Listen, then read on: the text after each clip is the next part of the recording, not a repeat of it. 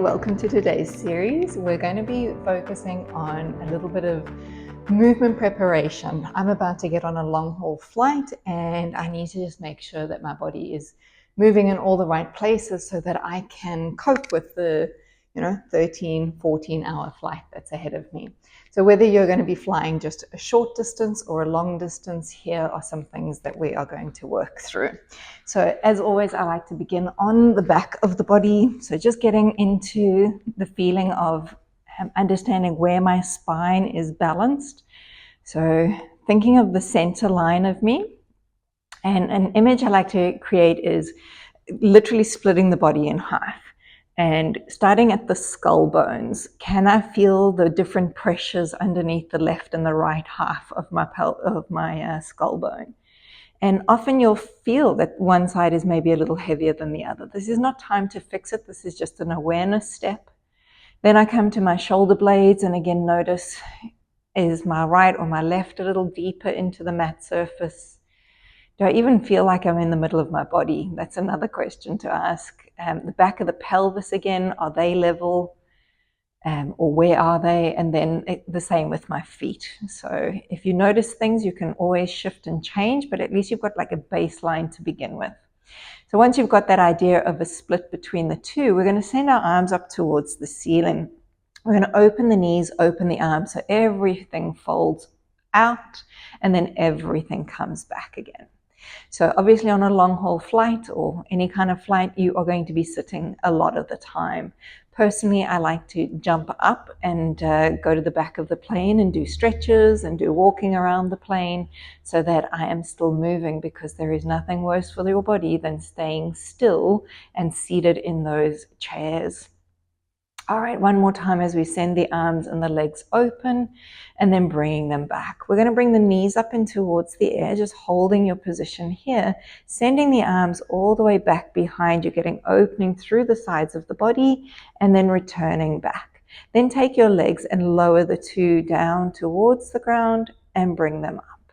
So we go, arms go back, arms come up, legs go down, legs come up. Now, if the double legs is too much of a challenge for you, you're always welcome to just do a single leg to each side.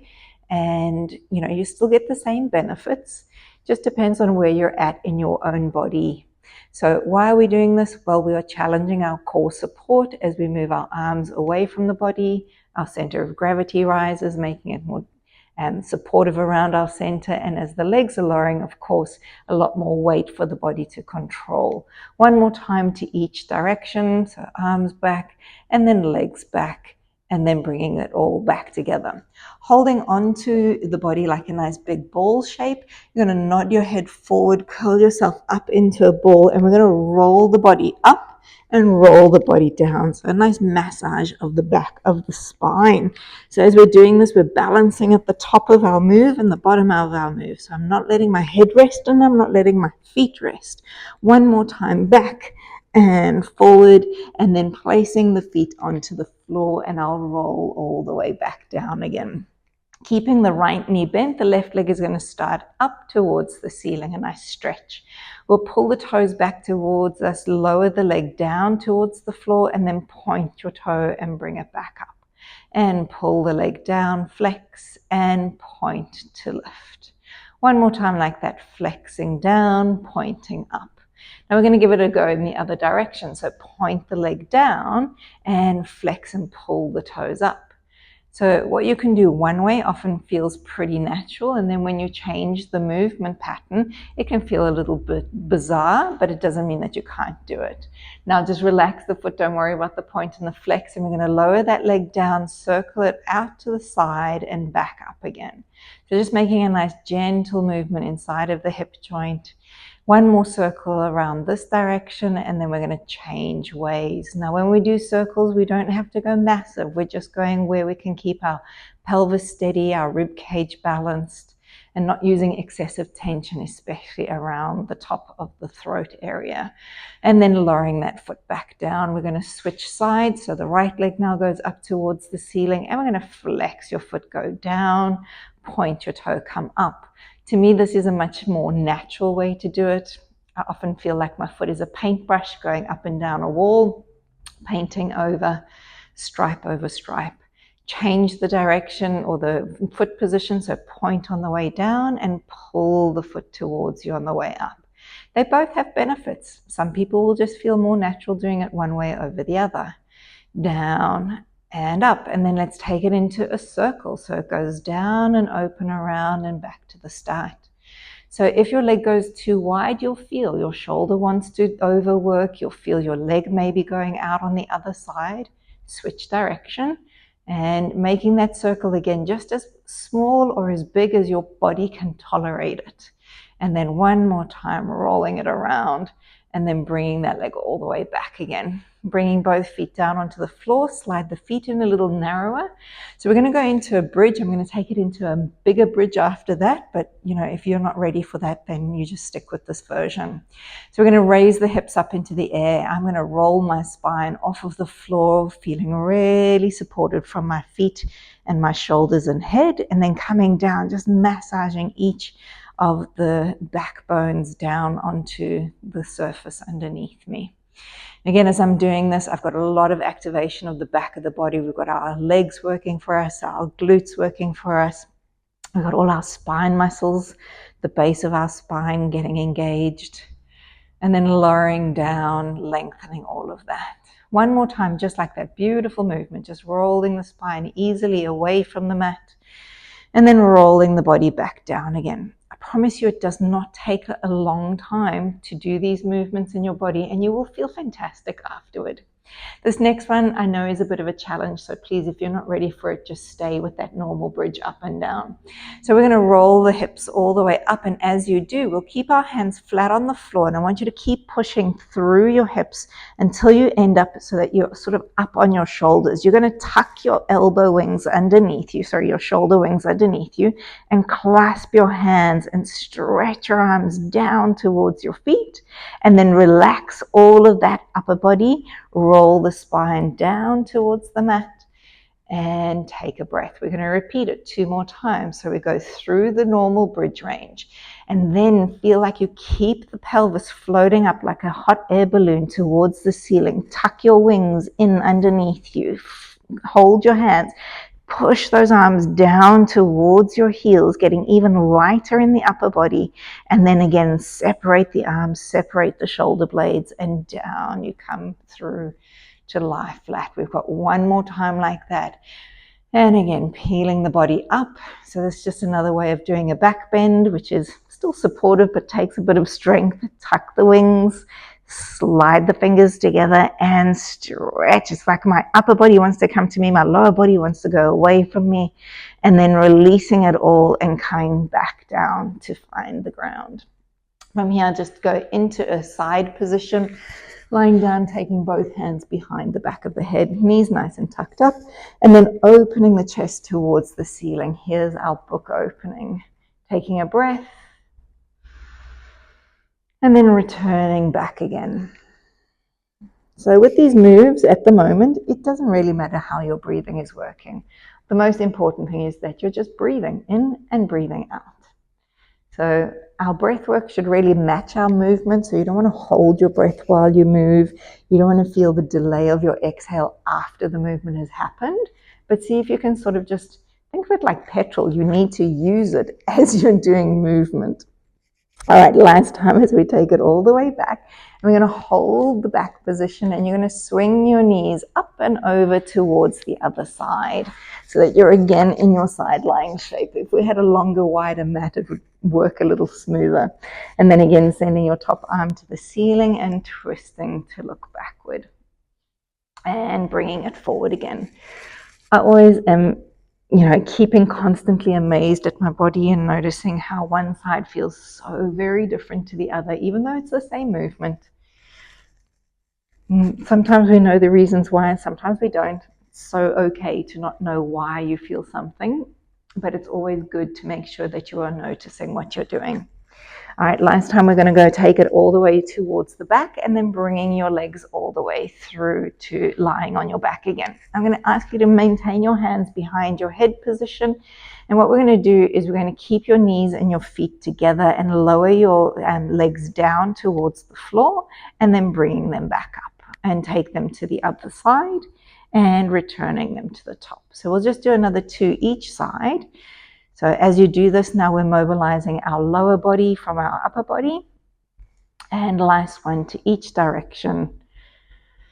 And finishing off from here. So bringing your knees back in towards your chest, give yourself a little squeeze, curl the head and shoulders up, and then just rock yourself up into sitting. Flip over so that we're onto hands and knees. So in this position here, just moving through our shoulder joints as we start to create a little drop through the center, feeling the shoulder blades slide to each other, and then push away, sliding them apart. So as we're doing this movement, as I said, we're mobilizing through our shoulder joints, keeping our arms as straight as possible as we just get this mobility in this upper part of our body. And then pausing here, we're going to do a similar movement, but we're going to round our spine. So we're going to nod the head down, the tail under, create a nice curve in the back, and then move in the opposite direction. So nothing has changed from the aspect of the arm. The arm is still straight. It is still in a perpendicular position to the floor, and now you're moving your spinal joints and your shoulder joints around the steadiness of your upper arm. One more time as we create this nice big gentle arch and coming back to center, moving one leg out behind you, long lever through that leg, and from here we're going to go into a push onto your toes and a stretch of your heel down, and a push and a pull. And just getting that movement through the toes. So again, just being really prepared for how we walk through life, and then holding the position where you're balanced. So you're not overly pushed, not overly dropped through the ankle. You're going to bend your knee to the floor and straighten your knee. Can you do this movement without shifting your body weight forward and backward? 3. We've got 2 more on this one. And then last time. And then hold that leg out. Let's introduce the other leg back behind and then bend your knee in. So hopefully you can do that with good control. And we're going to go rocking back to the heel and forward to the toes.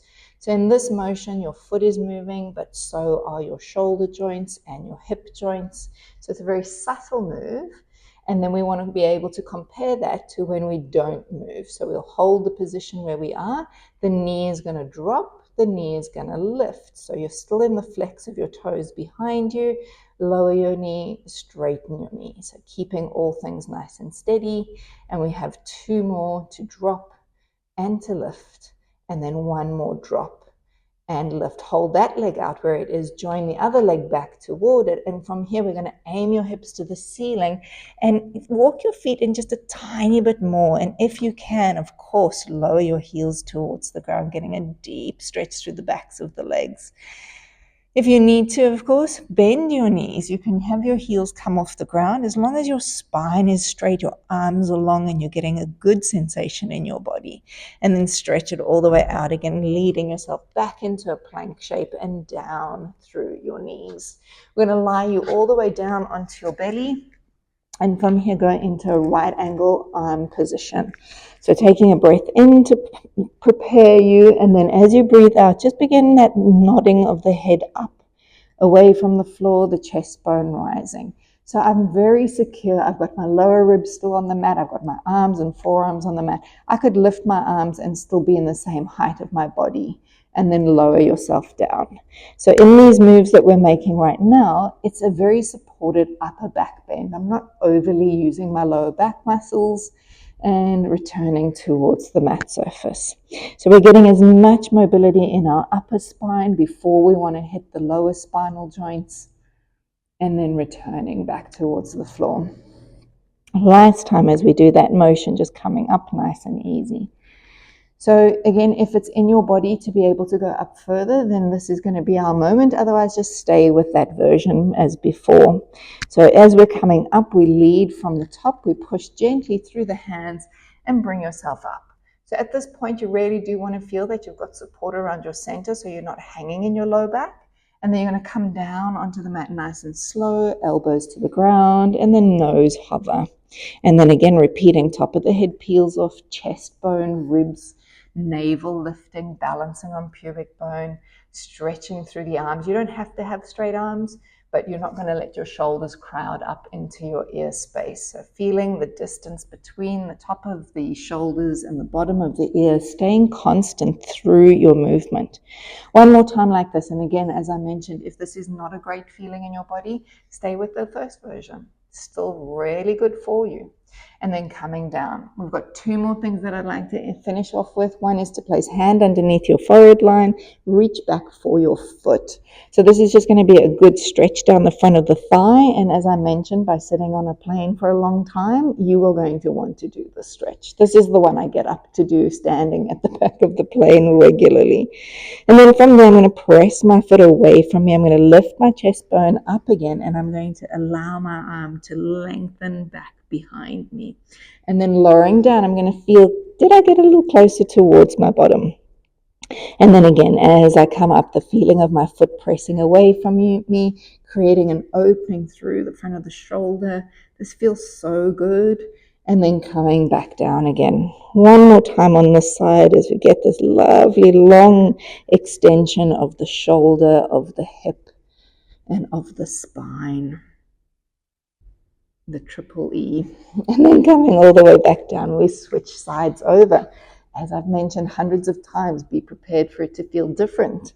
So again, start with where are you? What is the stretch like at the front of the hip? Try not to have your bottom come off of the ground, but to feel the lengthening of the front of your thigh muscle. And then allow for that leg to start to press back. Your knee's going to lift off of the ground. Your chest lifts up. Your arm lengthens back. And then we're lowering all the way towards the floor again. Bear must know that it's almost time. He's got a sixth sense as to when we're going to end videos. And again, peeling your body up and lowering your body down. One last time as we bring the body high, getting that lovely widening. And then returning down. From here, we release, and we're going to flip over for our final move onto our back. And we're just going to go into a glute stretch. So make a figure 4, so one ankle over the opposite thigh. So there are a few versions. First one is you can just hold at the back of your thigh. For most people, that's pretty significant anyway. Second version is to take both hands over the front of your shin. That adds a little bit more weight. My favorite one though is to keep my outside hand over the shin, take my other hand over the top of the shin on the top leg and clasp in front. And that just takes it to a whole new level. When we do the stretches, be careful that you don't jut your chin to the sky. You want to make sure that your head is not lifted. So you want to put cushions or pillows or towels or something behind the back of you so that you can relax your upper body and really enjoy the stretch coming through the lower half of you. And then releasing out of that, and we'll start again. I'll go through the sequence. As we come up, start with hands back of thigh, stage 1. If you're ready, take the hands to the front of the shin, clasping in. If you want the ultimate, take your inside arm, over the top and join your hands again in front of the shin. So many beneficial things happening right now in this movement. And then I'm going to release out of that, and I know that I am ready for my flight, and I'll probably do the same sequence when I get on the other side to where I'm going. I hope you've enjoyed the sequence, whether you're on a flight, long haul or not. Just moving your body is the goal. Have a great day.